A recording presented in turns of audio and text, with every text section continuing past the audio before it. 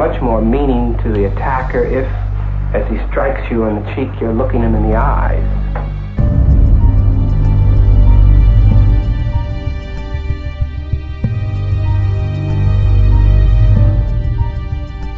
In Nashville, we were asked by different folk to allow them to defend us. Even downtown, when we met, taunting and so forth and so on. As a group, we summarily rejected that.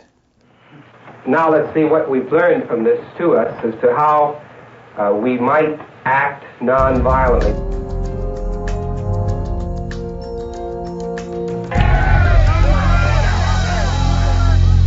Our defense had to be in a very similar fashion to the defense of a soldier in the battlefield.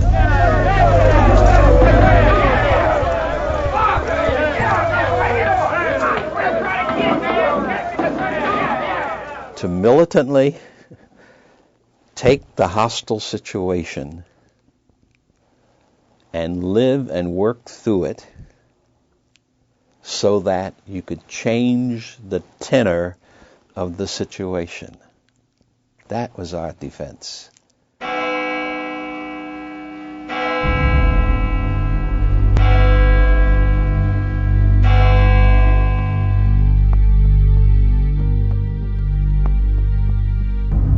On Wednesday, when the executive committee of the Board of Trustees met, they voted to expel me.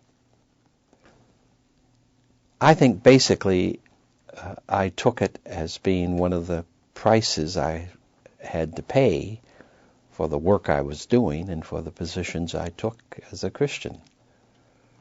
That it was a form of persecution, form of crucifixion, and that I had started out recognizing that was quite possible. I love the passage that says that love vanquishes fear. More than 4 decades after being expelled, the civil rights leader is back at Vanderbilt, this time as a distinguished university professor. So the issue is not fear. The issue is if you let fear govern your values. Who better to teach this class on nonviolent struggles and social movements than the man who played a major role in those battles?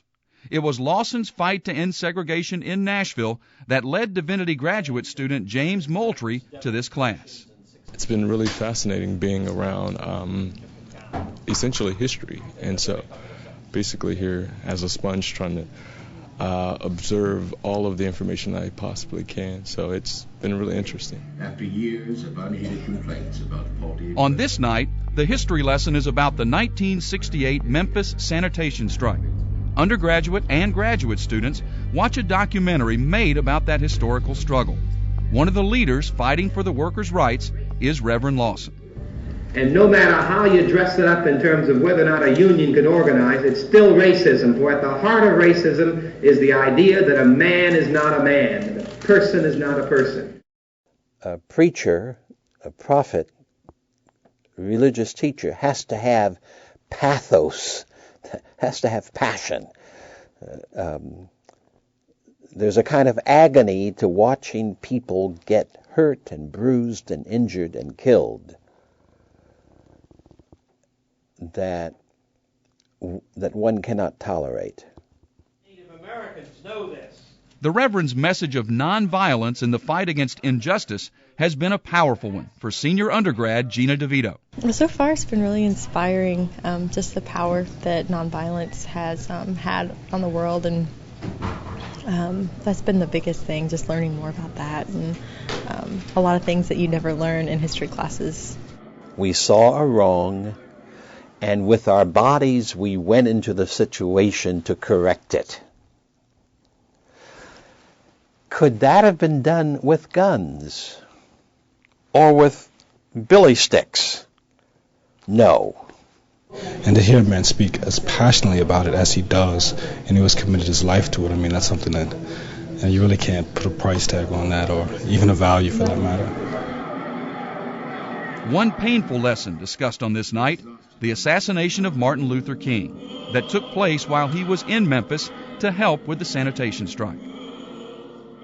The politics of assassination in the United States that was encouraged by all kinds of people, sometimes some overt, some covert, changed this nation forever.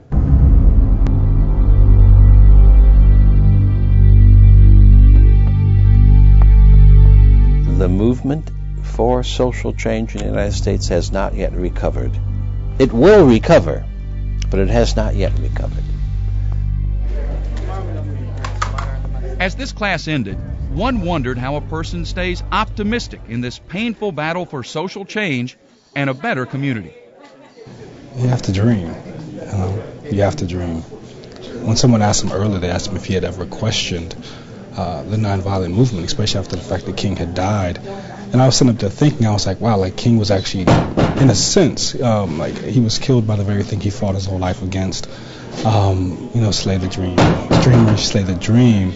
But there's something about a dream that just never dies. We shall overcome someday.